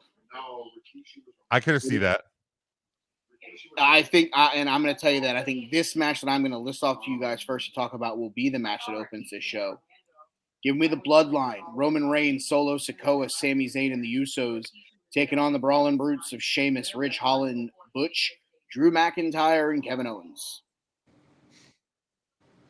Why do you think that's going to open as opposed to the women's match opening? Because I think the women's match in the main event makes more sense. It has been more of the storyline focus. We kind of patchworked the men's War Games together super quickly. And it's going to be a banger. Oh, for sure. Banger this match is going to be fantastic. But up until SmackDown on last Friday, we didn't even know if Kevin Owens was going to be able to compete. Thanks, Meltzer, and your bullshit report. So, yeah, I agree that I think the women's should close. And personally, I think it would have made more sense for them not to announce the 5th member of the women's team and just have whoever that is be not in the cage. Oh my God, you could only find 4 like they did with Kevin Owens in 2019. Yeah. And just bring back whoever it is that way. I think that would be an epic pop. Let's talk about the men's War Games match. The Brawling Brutes, Drew McIntyre, Kevin Owens against the Bloodline. Joe, who we picking here? I think that the Brawling Brutes and Co. are going to win. I think that somehow Owens and Zayn are going to be involved in that finish.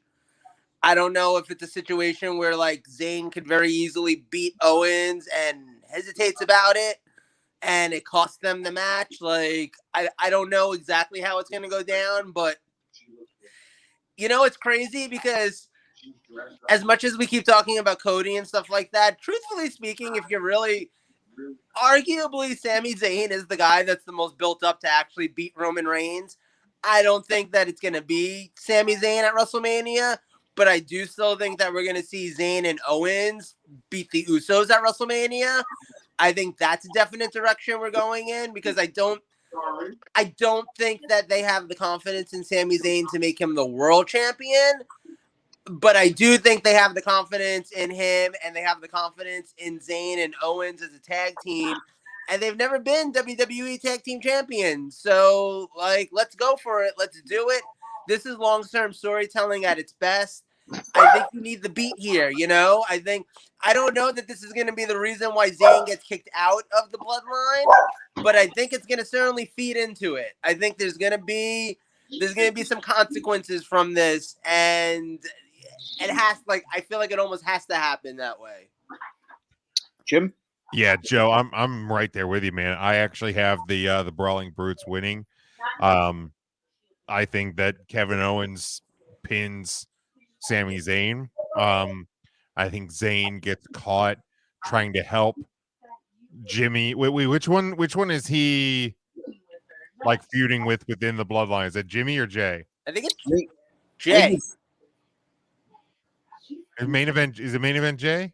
I thought him and Jay were the ones that did the handshakes together. Oh, so then it's Jimmy. Okay.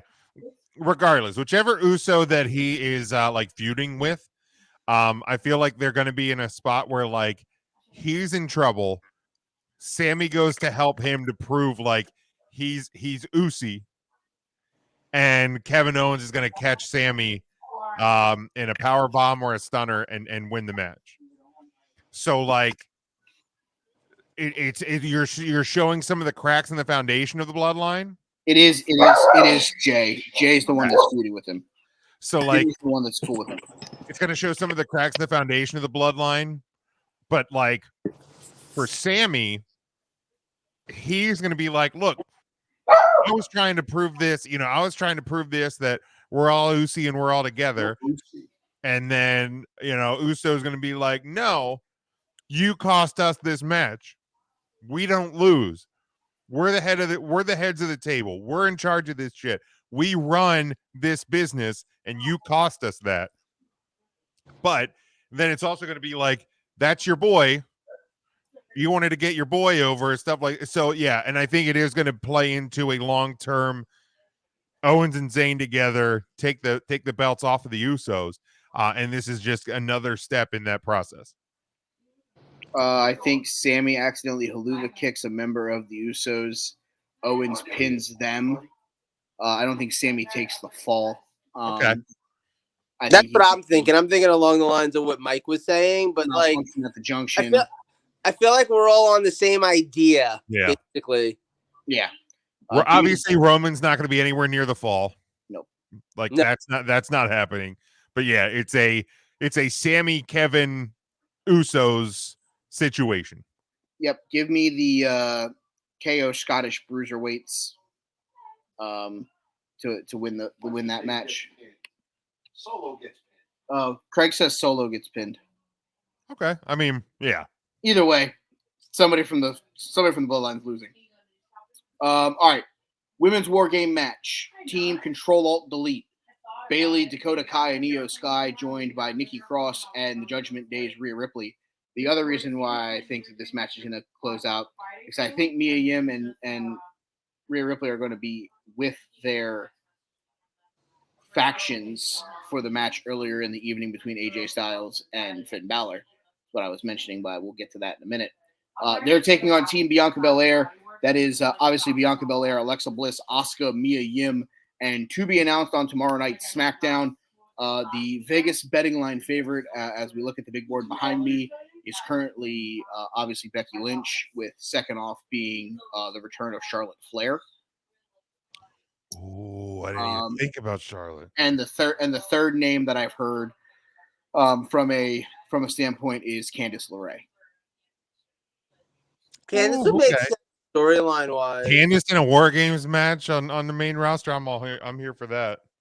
I think all three of those options are good options to have. Obviously, the return of Charlotte Flair would be a jaw-dropping moment. Becky Lynch, obviously, coming back from the injury. And then you have, obviously, Candice LeRae in a War Games match. We've already seen what she's done on the NXT roster. With that being said, though, my formal prediction is that it will be Becky Lynch. I kind of wish it was Tegan Knox just so we could get the Dakota Kai Tegan War Games standoff. But I don't know that Tegan is going to be under contract. So give me Becky to be the final member. Give me Control-Alt-Delete, though, to get the win. Rhea Ripley will get the fall as she pins the Raw Women's Champion Bianca Belair, setting up the next feud for Bianca's women's title. Yeah, I think I'll give me Becky to return. Like that feels right, especially with the way that we left SummerSlam. So give me Becky Lynch there. And I am. Who'd you say the three women were?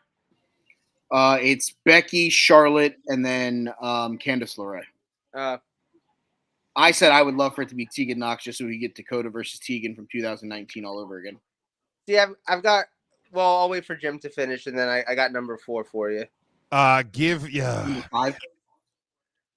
me. Man, I feel like you're either gonna go returning star to pick up the win for Team Bianca, or you're gonna set up a potential feud for Bianca coming out of this.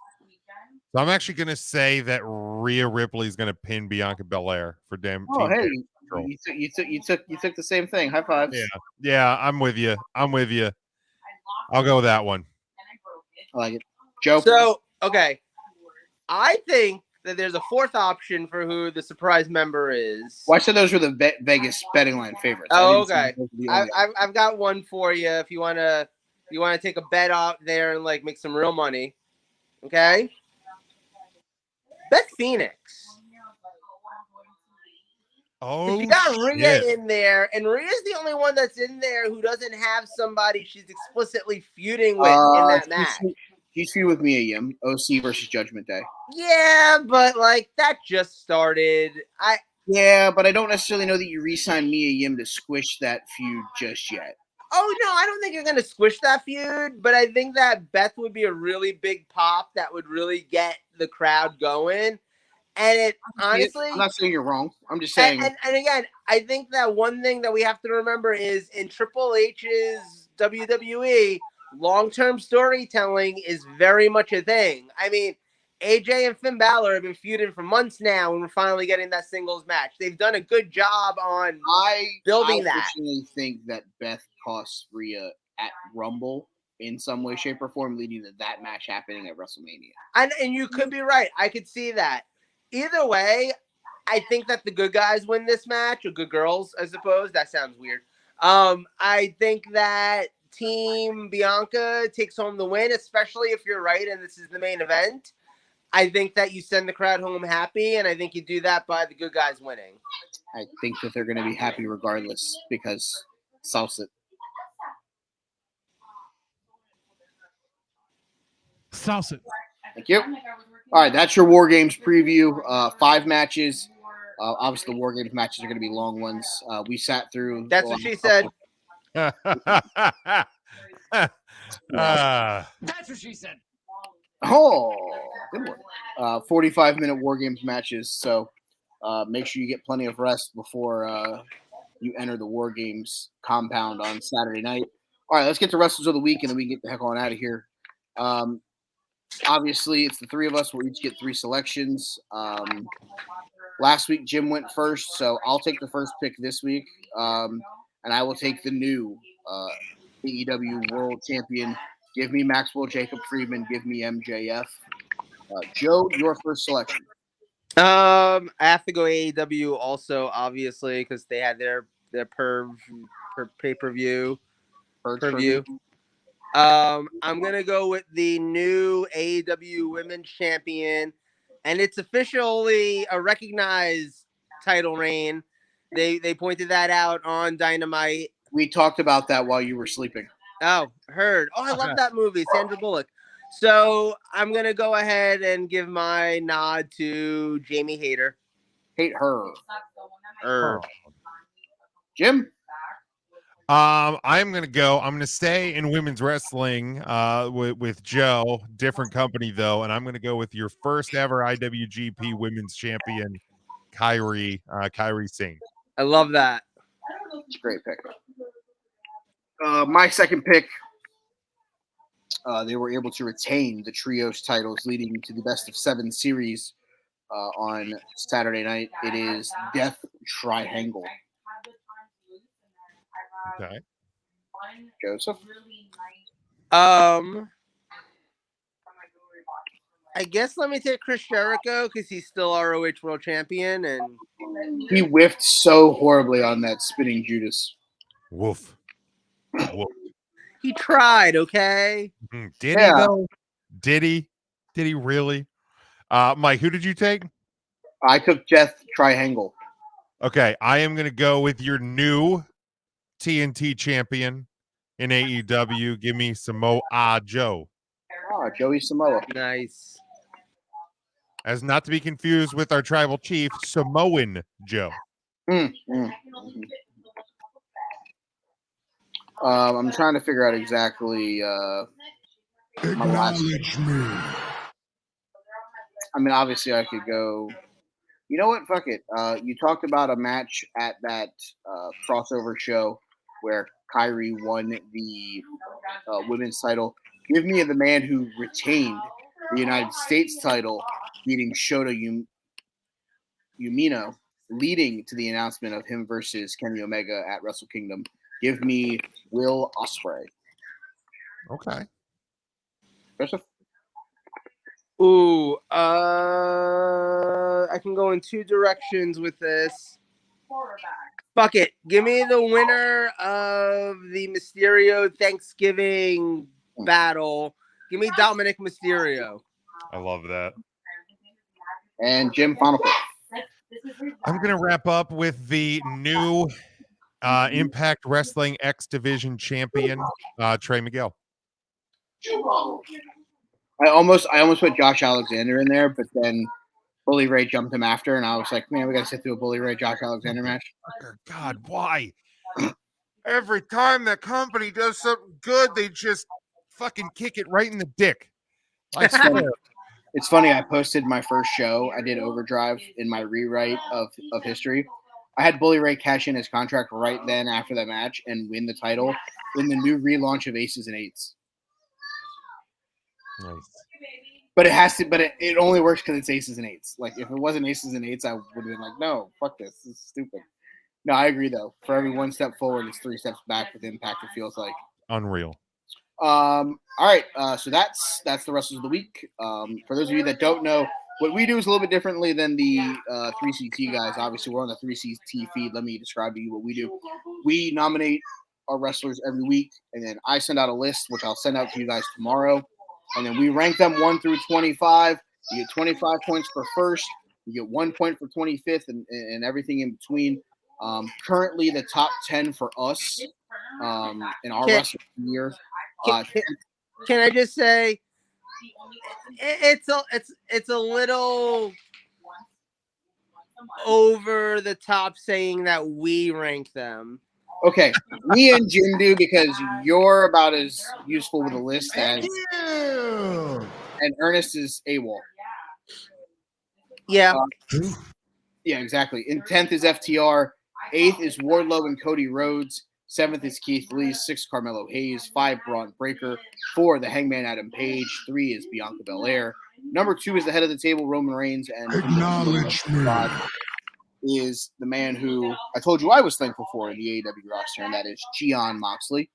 So, Joe, you missed the first part of the show where we said what we were thankful for. So I'll let you say what you're thankful for, and then if you want to plug into your social media stuff, and then we'll get the hell on out of here. I won't plug anything because y'all shouldn't follow my Twitter. but I will say I'm thankful. I am thankful for all of Austin Theory's abs. Every single one of them. I cannot thank them enough. I'm thankful for whatever Seth Rollins' gimmick is, because I will watch that man do anything. That man is beyond entertaining. I'm thankful that Impact Wrestling is still a thing, because I don't know, it just feels good knowing that Impact Wrestling is still a thing in the pro wrestling world. Similarly, still I'm here. thankful. I'm thankful for Sting. You still got it. Yes. The Impact Wrestling.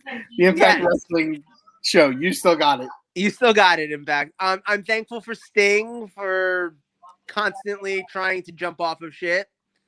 Parkour. It's exactly. He's just like what can I do at the age of 65? Oh, I know. Jump off of shit. Turn my AARP card and jump off shit. Yeah, exactly. He's like Jeff Hardy if Jeff Hardy is alive at 65. And I will say I'm very thankful for the Triple H era in WWE, because I don't know that I've been a bigger WWE fan in 5 or 6 years. Honestly, it's been a long time since I've been this into WWE. Similarly, I'm thankful that AEW is such a behind-the-scenes shit show, because let's face it, the pro wrestling industry is a lot more fun to watch and follow when some company out there is a shit show backstage. I'm serious. I'm not going to sit back and take this fucking shit. What did Ryan say to that? Oh, hold on. I'd have to be on my hands and knees and just take it. Oh, yeah, and I'm thankful for Ryan's grandmother. I thought it was his aunt. I thought it was his aunt. Whatever. Yeah, I miss Betty yeah. as well. Aunt Betty. Yeah. We miss you, Aunt Betty. Aunt Betty, we miss you. Jim. Yeah, look, this was fun. I was glad we were able to take over here. I mean, the feed wasn't being used tonight, so why not? Why not do it, right? So something a little bit different. It's an opportunity for 3 Count fans to see what we do over here on Take 3 Wrestling. So it was an absolute blast. Yeah, it's Thanksgiving, man. We're going into Survivor Series. My belly's full of turkey and pumpkin pie. So today's a good day. You can follow me at Big Jim Sports on Twitter. You can follow 3 Count Thursday at 3 Count Thursday, Facebook, Twitter, Instagram, and TikTok as well. We're on all podcast platforms, 3countthursday.com. You get our merchandise over at TeePublic. I have Huddle Up Podcast on Tuesdays at Huddle Up Podcast. We got Mike doing the 5 for Fighting on the feed. I got my 5 observations, which I got to start observing things from the sports week. Kirk Cousins wins on primetime, number 1. Yeah, my whole week got done fucked up this week. Thank you, Thanksgiving. So got to figure that one out. You should give me a segment where I just pronounce football players' names. I love that. And I also got the Discussions with a Nobody podcast that I just dropped a new discussion this week as well. You can get all of the links to those. I don't need to run through the full list. Just go to my Twitter at Big Jim Sports. They're in the link. They're in the link tree, and that's where you can get them. You can follow Ernest if you want to at EJ Christian 7 on Twitter. I wouldn't do it, but that's me. You can follow me at They Call Me Burn. You can follow the show at Take the Number 3 Wrestling. As Jim mentioned, new 5 for Fighting went up last night. We talk about the National Hockey League. You can get the link to that on Jim's Twitter at Big Jim Sports on the Huddle Up podcast feed. Also, fun stuff coming up. The XFL had their draft. May start this San Antonio Brahmas, baby. We may start the This Is Extreme Football League show in the next couple weeks, so be on the lookout for that. We're gonna have a lot of fun with that. We're gonna get Joe on there to talk about random things that he has no idea what's gonna happen. So that should be a lot of fun. And again, guys, we appreciate you hanging out with us, letting us take over the 3CT feed so you guys can kind of see the fun that we have here. If you're not already, please like, subscribe, thumbs up, all those fun things in the podcast over on the Take 3 Wrestling side. And when they say, when you're Take 3 Wrestling, you're Take 3 Wrestling for life.